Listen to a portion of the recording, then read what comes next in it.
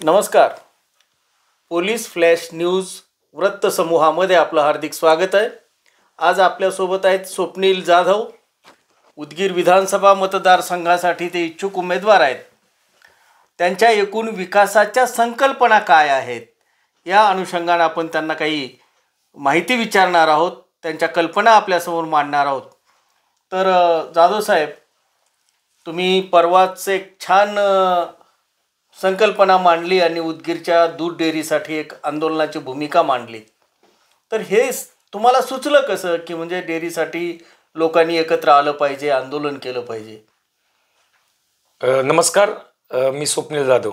Sir, तुम्ही चांगला प्रश्न मला विचारला आज आणि त्याचा मला खूप आनंद झाला. तर तुम्हाला सांगतो, संकल्पना म्हणजे काय झालं की इतक्या दिवस आपण ज्या मक्तेदारांच्या घुराळ्यात पडलो होतो किंवा आपण त्यांच्या दबावाखाली राहत होतो, तर ते न होता इथनं पुढं आपण सुजन नागरिकासारखं राहिलं पाहिजे. आणि तुम्हाला सांगतो, एक आपल्याकडं एकमेव उदगीरचं भविष्य, वैभव, एक अस्मिता असलेलं आपलं एक शासकीय दूध डेअरीचा प्रकल्प आज इथं प्रलंबित विषय राज्यात असेल, केंद्रात असेल, सगळ्या ठिकाणी तो प्रलंबित आहे. पण ती योजना चालू करण्याचा कुणीही आजपर्यंत त्याचा उभार करण्यासाठी कुणीही प्रयत्न केला नाही. प्रत्येकजण येतो आणि सांगतो की त्यांचं, काही लोकांचं प्रस्थापित राजकीय लोकांचं आजचं मला वाटतं शपथविधीमध्ये त्या शपथेच्या प्रमाणपत्रात त्यांनी सांगितलं की बाबा 2009 साली की ही योजना अशा पद्धतीने झाली पाहिजे किंवा त्या योजनेचा लाभ घेतला पाहिजे, ते चालू झाली पाहिजे. अद्यापही त्या गोष्टीचा कुठेही विचार केला गेला नाही. पण आज जे लोक पुणे मुंबईला काम करायला निघून जातात, जे लोक आज एका भाकरीच्या तुकड्यासाठी वन फिरतात, भटकतात, त्या लोकांसाठी हा निर्णय मला घेण्याचा गरजेचा होता. आणि तो निर्णय मी अत्यंत सोज्वळपणाने आणि सर्वांच्या उदगीरकरांच्या मार्गदर्शनाखाली हा निर्णय घेतलेला आहे. साहेब, मी त्या पद्धतीने आंदोलनाचा इशारा तर मी दिलाच, पण मी आत्मदहनाचा पण इशारा दिलाय त्यांना. सर, आता तुम्ही उदगीर विधानसभा मतदारसंघामधून उमेदवारी लढण्याची भाषा करत आहात. समोर प्रतिस्पर्धी उमेदवार क्रीडा मंत्री आहेत, कॅबिनेट मंत्री आहेत. तर तुम्ही लढा कसा उभारू शकाल त्यांच्या विरोधात? त्यांनी विकास केल्याची भाषा बोलतात. कशाचा विकास झालाय? लाडक्या गुत्तेदारांचा का फक्त नारळ फोडण्याच्या कामाचा? विकास कशाचा झालाय हा आज उदगीरकरांना प्रश्न पडलेला आहे. साहेब, फुलेनगरला उदगीरमध्ये जो कॉलम असतो त्याला आपल्याकडे प्लेअर म्हणतात. त्या प्लेअरमध्ये एक साचा बनवलाय, त्या साच्यात कॉन्क्रीट टाकलंय आणि ते जोपर्यंत घट्ट होत नाही तोपर्यंत वरती त्याला 6 बार चिटकवले नाही. आणि ते जसं जसं कॉन्क्रीट घट्ट होत चाललं, वाळत गेलं, त्याला फक्त 6 बार वरती चिटकवले. तो पूर्ण जो कॉलम आहे, जो प्लेअर आहे, तो ढुसाळ आहे.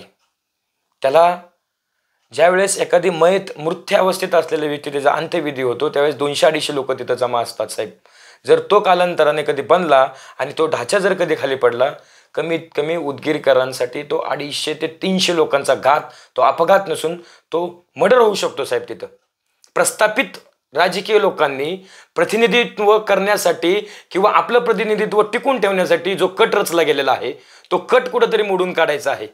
शासकीय इमारतीचा, गुत्तेदारांचा हा कुठला आला तुमचा? मी 4 इमारती बांधल्या, मी 5 इमारती बांधल्या. मला तुम्ही सांगा, आज ज्या नवीन इमारती बांधल्या त्याला अक्षरशः भेगा पडल्यात. साहेब, त्या भेगा जर पडल्या आहेत, त्या भेगांचा विकास कुठं केलेला आहे? गुत्तेदारांचा विकास कुठं केलेला आहे? हा प्रश्न प्रलंबित राहतो. साहेब, आणि जो मी फुलेनगरचा विषय तुम्हाला, मी मातंग समाजाच्या स्मशानभूमीचा जो विषय आहे तुम्ही जो सांगितला, त्याच गुत्तेदाराला तुम्ही अण्णाभाऊ साठेचं स्मारक बांधण्यासाठी त्याला तेच टेंडर तुम्ही त्याला दिलेलं आहे. हे 19,20,000ला स्मशानभूमीचं दिलं, त्याचं काही बोगस कारभार 4 लाखात त्यांनी सगळं आवडहवे प्रकार करून ठेवलेला आहे. आणि तो परत आमच्या मातंग समाजाच्या अस्मितेचा विषय जर कुठला असेल तो अण्णाभाऊ साठे आहे. त्या अण्णाभाऊ साठे स्मारकांचं जर ते स्मारक बांधण्यासाठी त्याच गुत्तेदाराला जर तुम्ही सांगत असाल, त्यांनाच जर ते टेंडर देत असाल, तर ते अक्षरशः नाहक आहे. साहेब, ते मातंग समाजाला कुठंतरी खपणार नाही. आणि तो मातंग समाज हा तो रोष मला वाटतं येत्या निवडणुकीला दाखवल्याशिवाय राहणार नाही. साहेब, बरं, म्हणजे तुम्हाला असं म्हणायचं की इमारती बांधून विकास होत नसतो, तर विकासाची संकल्पना काय आहे तुमची? मला सांगा, जुनी इमारत, तीच शासकीय इमारत जुनी असताना तिथं कर्मचारीच बसत होते, तिथं अधिकारीच बसत होते, ते शासकीय होते, राज्याचे असतील किंवा केंद्राचे असतील. मला आज तुम्ही सांगा, माझा शेतकरी बांधव असेल, माझा बेरोजगार तरुण असेल, तिथं फाटक्या चपलीने आजही येतो, त्यावेळेस येत होता आणि पुढे येईल. कारण की इथं प्रश्न रोजगारी निर्मितीचा आहे. तो प्रलंबित विषय नाही, तर तो कुणीही घेतला नाही साहेब. तो मी अक्षरशः मला वाटतं भारत स्वतंत्र झाल्यानंतर जर बेरोजगाराचा प्रश्न कोणी उठवला असेल तर तो एकमेव असेल, तो स्वप्नील जाधव असेल साहेब.